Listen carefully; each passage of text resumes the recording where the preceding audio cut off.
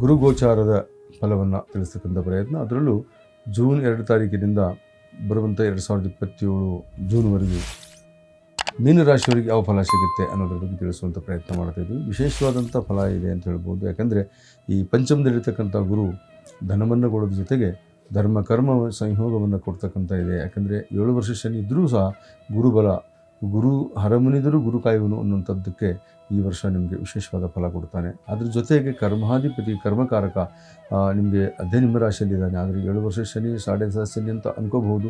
ಆದರೂ ಕೂಡ ಶನೇಶ್ವರ ನಿಮಗೆ ಉತ್ತಮವಾದಂಥ ಫಲವನ್ನು ಕೊಡ್ತಾನೆ. ಕಾರಣ ಈ ಶನೇಶ್ವರ ಮತ್ತು ಗುರುವಿನ ಸಂಯೋಗ ಚೆನ್ನಾಗಿರೋದ್ರಿಂದ, ಪರಸ್ಪರ ದೃಷ್ಟಿ ಸಂಯೋಗ ಆಗ್ತಕ್ಕಂಥ ಯೋಗ ಇರೋದರಿಂದ ಮತ್ತು ಉಚ್ಚನಾಗಿರ್ತಕ್ಕಂಥ ಗುರುವಿನ ದೃಷ್ಟಿ ಶನೇಶ್ವರ ಮೇಲೆ ಬೀಳ್ತಕ್ಕಂಥದ್ದರಿಂದ ಧನ, ವ್ಯಾಪಾರ, ಆರೋಗ್ಯ, ಕೌಟುಂಬಿಕ ಅಸಮಾಧಾನತೆ ಮತ್ತು ಸಂತಾನ ಅಭಿವೃದ್ಧಿ, ಸಂತಾನದ ಸೌಖ್ಯತೆ, ಸಂತಾನದಲ್ಲಿರ್ತಕ್ಕಂಥ ಕೊರತೆಗಳನ್ನು ಹೋಗ್ತಕ್ಕಂಥದ್ದು, ಸಂತಾನದ ಬಗ್ಗೆ ಇರ್ತಕ್ಕಂಥ ಅನಾರೋಗ್ಯಗಳನ್ನು ದೂರ ಆಗ್ತಕ್ಕಂಥದ್ದು ಮತ್ತು ಅವ್ರ ಬಗ್ಗೆ ಏನು ಕಲ್ಪನೆಗಳನ್ನು ಇಟ್ಕೊಂಡಿದ್ದೀರಿ, ಮಕ್ಕಳ ಬಗ್ಗೆ ಕನಸನ್ನು ಕಂಡಿದ್ದೀರಿ ಈ ಮೀನರಾಶಿಯವರು, ಖಂಡಿತ ಅಲ್ಲಿ ಸಂತಾನದಲ್ಲಿ ಉತ್ತಮವಾದ ಫಲ ಸಿಗುತ್ತೆ.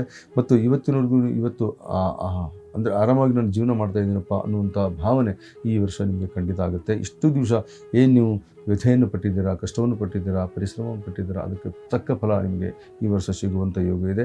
ಅದರ ಜೊತೆಯಲ್ಲಿ ಗುರುವಿನ ಏಕಾದಶದ ಮೇಲೆ ಕೂಡ ದೃಷ್ಟಿ ಇದೆ. ಆಮೇಲೆ 9ನೇ ನವಭಾವದ ಮೇಲೆ ಕೂಡ ದೃಷ್ಟಿ ಗುರುವಿನ ಬರ್ತಾ ಇದೆ. ಹೀಗಾಗಿ 9, 11 ಆಮೇಲೆ ನಿಮಗೆ ಪಂಚಮ ಅಂದರೆ ಈ 3 ಭಾಗಗಳು ಕೂಡ ನಿಮಗೆ ಪವಿತ್ರವಾಗ್ತದೆ. ಅಂದರೆ 3 ತ್ರಿಕೋಣ ರಾಶಿಗಳು ಯಶಸ್ವಿ ಫಲವನ್ನು ಕೊಡ್ತಾ ಇವೆ. ಮತ್ತು ನಿಮ್ಮ ರಾಶ್ಯಾಧಿಪತಿ ಗುರು ನಿಮಗೆ ಎಲ್ಲ ತತ್ವದಿಂದ ಉಚ್ಚನಾಗಿರೋದ್ರಿಂದ ನಿಮಗೆ ಇಷ್ಟಾರ್ಥ ನೆರವೇರುತ್ತೆ ಅನ್ನುವಂಥದ್ದು ಪ್ರಶ್ನೆ ಹೇಳ್ತಾ, ಜೊತೆಗೆ ನೀವು ಶನೇಶ್ವರನ ಆರಾಧನೆ ಯಾಕೆ ಮಾಡಬೇಕು ಅಂದರೆ ಸ್ವಲ್ಪ ಸಾಡೆ ಸಾತಿ ಎಫೆಕ್ಟ್ ಇದ್ದೇ ಇರುತ್ತೆ. 7 ವರ್ಷ ಶನಿ ಪಕ್ವ ಮಾಡ್ತಾನೆ, ಅಗ್ನಿಯಲ್ಲಿ ನಿಮ್ಮನ್ನು ಪುಟ ಕೊಡ್ತಾನೆ, ಪುಟ ಬಿಟ್ಟು ಚಿನ್ನ ಅಂತ ಹೇಳ್ತೀವಲ್ಲ, ಹಾಗೆ ನಿಮ್ಮನ್ನು ಮಾಡುವಂಥ ಯೋಗ ಈ ಶನೇಶ್ವರ ಕೂಡ ಮಾಡ್ತಾನೆ. ಯಾಕೆಂದರೆ ಧರ್ಮಕಾರಕ ಗುರುವಾಗಿದ್ದರೆ, ಆತ್ಮಕಾರಕ ಗುರುವಾಗಿದ್ದರೆ, ಆದರೆ ಶನೀಶ್ವರ ಕರ್ಮಕಾರಕ ಅಂತ ಹೇಳ್ತೀವಿ. ನಿಮ್ಮ ಕರ್ಮದಿಂದಲೇ ನಿಮ್ಮ ವೃತ್ತಿ ಮತ್ತು ನಿಮ್ಮ ಕೆಲಸದಿಂದಲೇ ನಿಮ್ಮ ಅಭಿವೃದ್ಧಿ ಅಂತಕ್ಕಂಥದ್ದಾಗಬಹುದು. ಅನಾವಶ್ಯಕವಾದಂಥ ಜನರ ಜೊತೆ ಬೆರೆಯುವಂಥ ಪ್ರಯತ್ನ ಮಾಡಬೇಡಿ.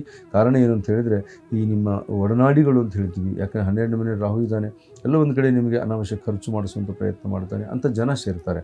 ಹಾಗಾಗಿ ನಿಮ್ಮ ಆರ್ಥಿಕ ಕೊರತೆಗಳನ್ನು ಅನಾವಶ್ಯಕವಾದ ರೀತಿಯಲ್ಲಿ ವೆಚ್ಚ ಮಾಡುವಂಥದ್ದು ಬೇಡ. ಉದ್ದೇಶವು ಚೆನ್ನಾಗಿತ್ತು ಅಂತ ಹೇಳಿದ್ರೆ ಖಂಡಿತ ಮಾಡಿ. ವಿದೇಶಿ ಪ್ರಯಾಣ ಕೂಡ ಈ ವರ್ಷದಲ್ಲಿ ಆಗುವಂಥ ಯೋಗ ಖಂಡಿತ ಈ ಮೀನ ರಾಶಿಯವರಿಗೆ ಇದೆ ಅಂತ ಹೇಳ್ತಾ ಇವತ್ತಿನ ಭವಿಷ್ಯ ಮುಗಿಸ್ತಾ ಇದ್ದೀನಿ. ನಮಸ್ಕಾರ.